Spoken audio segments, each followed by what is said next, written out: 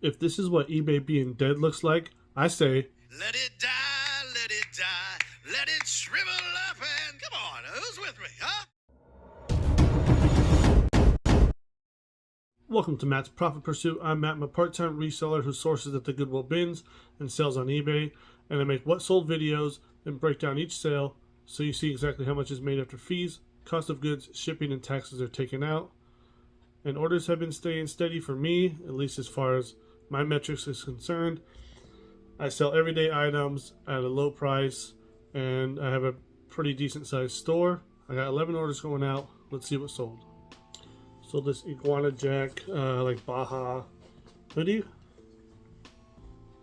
I paid $1.85 for this hoodie, and it sold for $13.29 plus shipping. The buyer is all in at $21.84, and after fees and shipping, I get $10.94. So this Walls workwear. This wasn't a good pickup. I wouldn't pick it up again. I was just thinking like, oh, you know, distressed is in. This is like stained up and distressed. Like, it's not Carhartt, but I thought it might still sell. Took forever to sell. Didn't sell for much, and I haven't broke down the sale yet, but I'm sure I'm going to lose some money on shipping. It's probably heavier than I anticipated. So let's see what I actually made. This is a pretty heavy jacket, so I paid $4 for it, and it only sold for $15 plus shipping. The buyer is all in at $27.15, and after fees and shipping, I get $13.19. And shipping wasn't as bad as I thought it was going to be, so I actually made a little bit on it.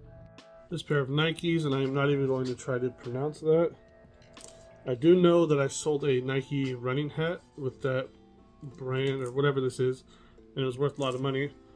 These shoes do decent, used in good condition. These are not in good condition, but since they do well, used in decent condition, I figured that the beat up ones would still sell. I don't recommend doing this. It's a gamble.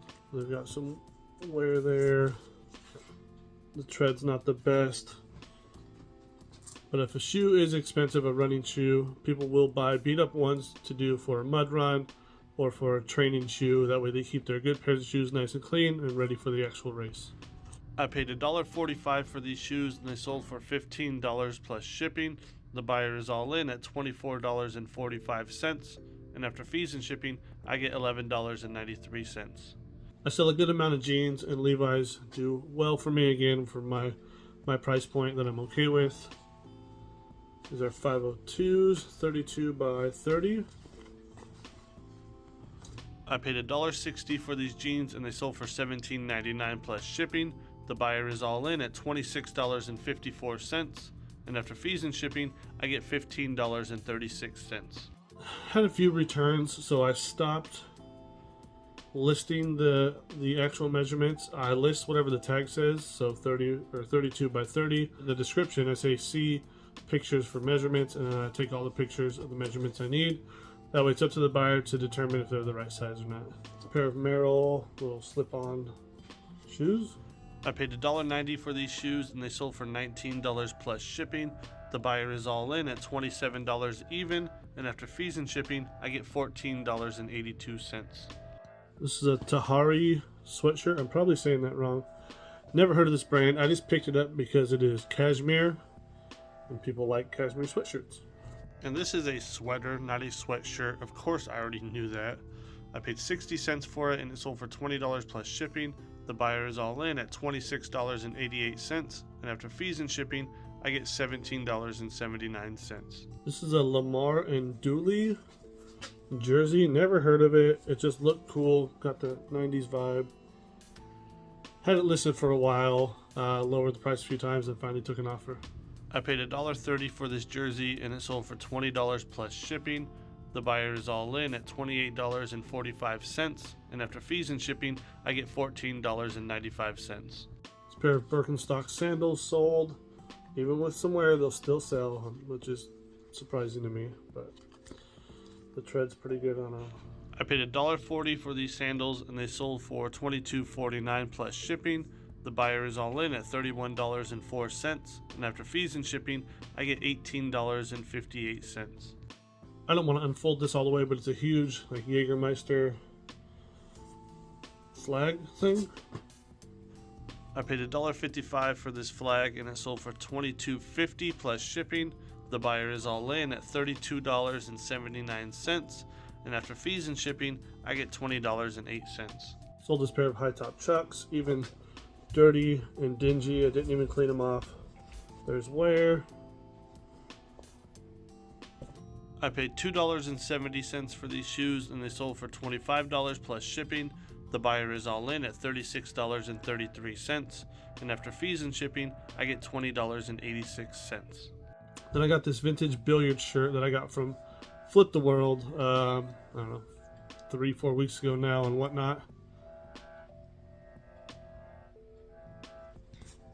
It is on a soft tee tag, made in USA. This shirt sold for $32.99 plus shipping. The buyer is all in at $38.69, and after fees and shipping, I get $28.57. So on Chris's Whatnot, I bought 6 items for a total of $45.66. I sold one item already. I forgot what it was. I think it was a Yankees sweatshirt or something. And after fees, I made $26.97. So that put me in the negative $18.69. And now with this shirt, after fees, I made $28.57.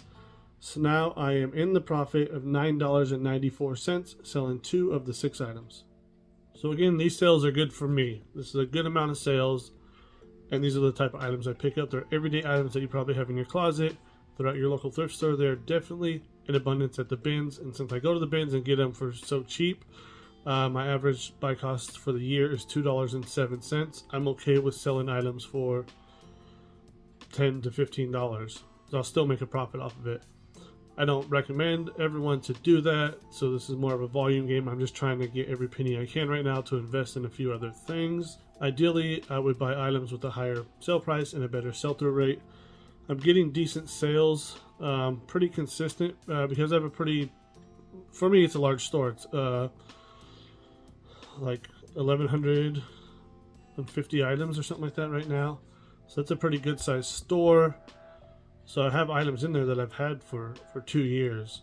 And I delist and relist items almost daily, so they kind of get a new birth date. Even though I pick up items that don't have the best sell-through rate, eventually they will sell, and that's kind of where I'm at now. I have enough items to where older stuff is still selling. You know, the stuff I've had for over a year is starting to sell. That wasn't a good sell-through rate. Probably shouldn't have bought it, but now it's finally catching up. And again, this is just what works for me right now. I go thrifting 1 day a week, sometimes every other week. So I try to pick up just anything I can to make some money. I do try to focus on items that sell for $15 or more, but that also means that if I see like, oh, this sold for $15, I'll list it for $15, but I'll probably take a $10 offer. So I probably need to bump that up a little bit. But this is where I'm at right now. I'm not really concerned about my hourly rate working doing this. I enjoy doing it. Right, there's parts I like to do better than other parts. Now let's break down these sales and see how much I really made. For those orders, including what the buyers paid for shipping, I have a total of $309.36 in sales. After fees and shipping, I have $187.07, minus the cost of goods, which was $25.86, and that gives me $161.21. Put away 25% for taxes, which is $40.30, and that gives me $120.91. Invest 20% back into the business, which is $24.18, and that puts $96.73 in my pocket. There's about 3.5 hours worth of work for these items, so that gives me an hourly rate of $27.63 for the work I put into these items that sold. Thanks for watching. I really appreciate it. Catch you on the next one. God bless. Peace.